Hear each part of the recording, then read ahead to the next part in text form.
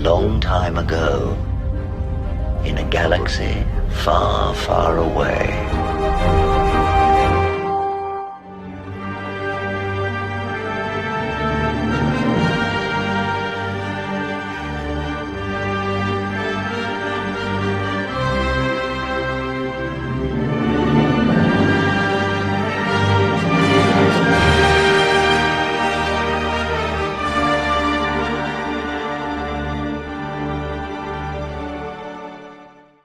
So, I've been seeing something going on Twitter X that has got me intrigued. While Kathleen Kennedy desperately tries to sell her Malibu house and has been on extended absence from Lucasfilm since last July, ever since Indiana Jones and the Dial of Destiny has basically crashed and burned, I've been seeing an uptick in shilling for the sequel trilogy. Now, this is very strange.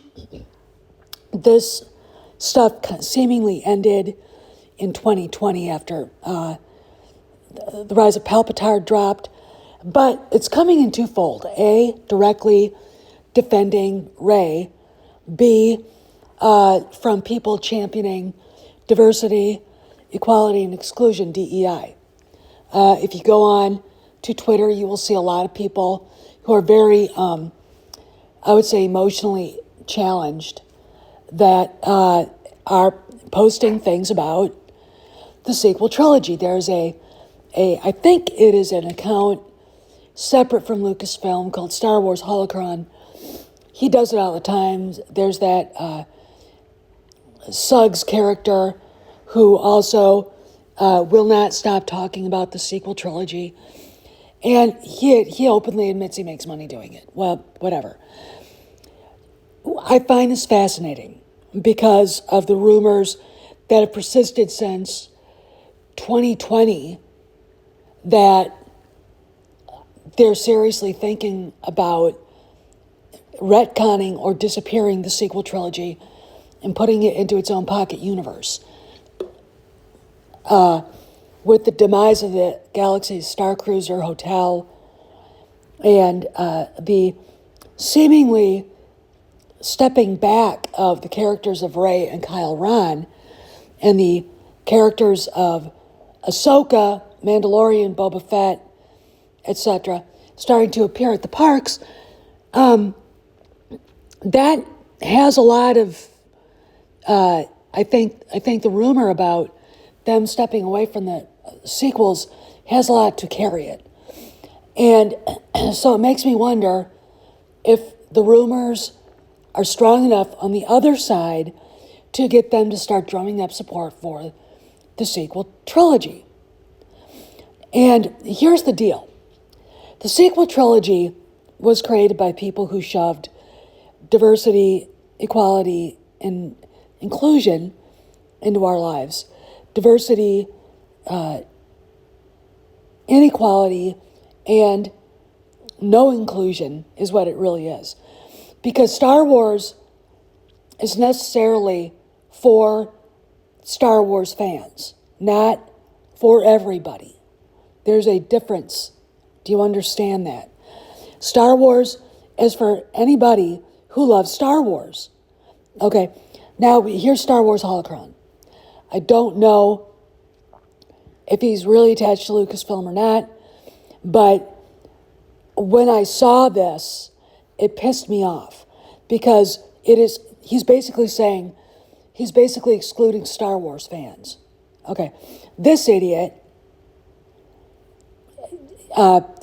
calls herself or itself, he, him, is a huge sequel shill. And I just look at it. They will not stop talking about it. Why? These are the things we have to ask. Simon Davies, another he, him.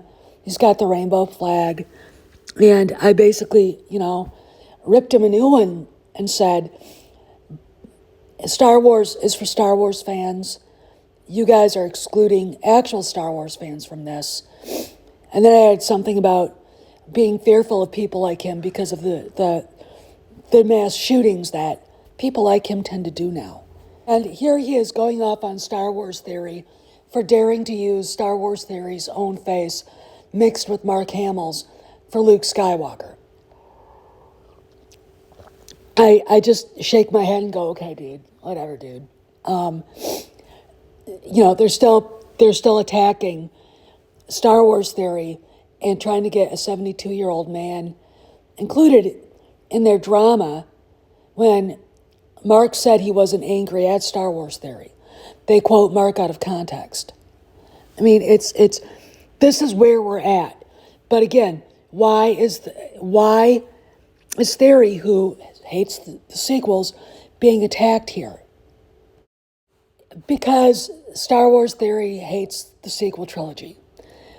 This guy wants to exclude all heterosexual white males from Star Wars, all heterosexual normal white females. Okay, this is the problem. And Kathleen Kennedy created it. And the thing about this guy is he's very, very assured that his ideas of Star Wars are inclusive, and they're not. Look, when you walk out of TFA feeling like it wasn't Star Wars, what they did to Han and Leia was just fucking atrocious, and it's all Superwoman shit, you realize they're starting to exclude what makes Star Wars great. They're excluding George Lucas, his ideas, what he wanted to do. And now they're trying to defend it because they realize how close to losing the sequel trilogy as anything in the timeline they are. Okay, so why is this happening? For 10 long weeks, the Star Wars company labored on the suburban London sound stages, bringing to life a film that had begun as an idea with George Lucas 3 years before. Not one more crooked word. Your tongue could open a wine bottle. Never had an agent. It's not like she worships the devil. Well, she doesn't have to. He worships her.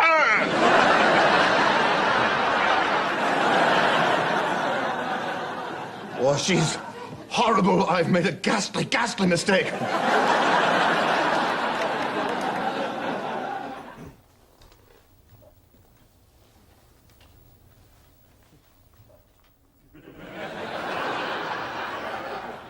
Urinal cakes?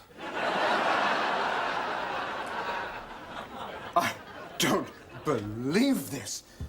All these years, the doyenne of Seattle's elite, looking down her nose at everyone in sight. She owes it all to this. She's managed to have her urinal cake and eat it too. As I think we now have what's known in the legal profession as a bargaining chip. Oh, are you kidding? That's all right. She doesn't have to come to the phone. Just give her this message. I've flushed out her family secret. Hello, Maris. So why is this all happening? Why are the sequel trilogy shills out in force? Why are they screaming for their diversity exclusion of fans, normal fans? Why are we getting the heterophobic mob on our asses again? Well, the reason why is because I believe that they know Kennedy's leaving. I believe they know that when she goes, this guy right here will be able to then have Jon Favreau announce the new lineup for Star Wars. And what I think they're going to do is just bypass the sequel trilogy without saying anything. All right? Which is a Disney move. I think it's a stupid move. I really do. I think I look at it as being kind of cowardly. That's not how you do it. But given the fact that Disney right now is in a very bad place as far as money goes, share price, etc., and this guy right here, Bob Iger, he's got a proxy war on his hands coming from Trion Partners and Nelson Peltz. I think I think they're afraid, and I'm talking about the sequel trilogy people, because they know the truth. Okay, you can tell them that the Ray figures don't make any money for Disney. You can explain to them that it doesn't. You can explain to them that Disney box office for the sequel trilogy never met expectations, never met what they were predicted to make, and that the fact of the matter is that it's just not profitable for Disney to be doing this anymore. Now, there have been debates, can they reskin the parks, blah, blah, blah. Yeah, they can reskin the parks. Why wouldn't they? Think about it. Okay, just sit back and think about it. You could take Rise of Resistance, turn it into the Battle of Endor. Okay. Taking down the shield generator. You could do a ride, a Death Star trench run ride. Okay. You can take the Millennium Falcon and actually make it look like Han Solo actually owns the ship. All you have to do is just take off the rectangular sensor dish, put the round one back on. Okay. When I think about the rectangular sensor dish, 25% difference so J.J. Abrams could make money. Okay. Put it back on, being consistent with the character who owned the ship. Okay. Han probably would have told Lando, because I believe he made Lando go and find a new one after the Death Star destruction. Dude, you go find a round one. Go find the exact same one that I had up there. Okay. Lando would go do it. I mean, Han said, don't put a scratch on the ship, and came back without a sensor dish. But you can do that. Sequel trilogy fans know this in their hearts. Again, The Last Jedi did not make the money it was projected to make. It made over $1 billion less. The Rise of Palpatine didn't make anything close to what it was projected to make. It barely made $1 billion. Okay. And I have to say, watching this going on, these shills, they're terrified. Now, they have very loud voices, but there are very few of them. And these are the things we need to remember when we start thinking about how badly they piss us off, okay? All right. But I think they do know. I think this is a strategy among these fans, gather together and cause trouble, so they get their way. But Disney can't afford it anymore. All right. And again, the reason why Disney's not saying anything or doing anything right now is because they have money issues. And again, why on earth would Bob Iger greenlight a movie about Rey when her merchandise doesn't sell? The movie will fail miserably at the box office. And it's not like they need another lesson. They know that would happen. Okay? I mean, these people are still trying to shill for Solo when they know it was a shitty movie. Okay? Anyway, I gotta go. Just be on the lookout. Keep your ears to the ground, because there's something going on, you guys. Anyway, gotta run. This is Steph. I'll see you around the galaxy.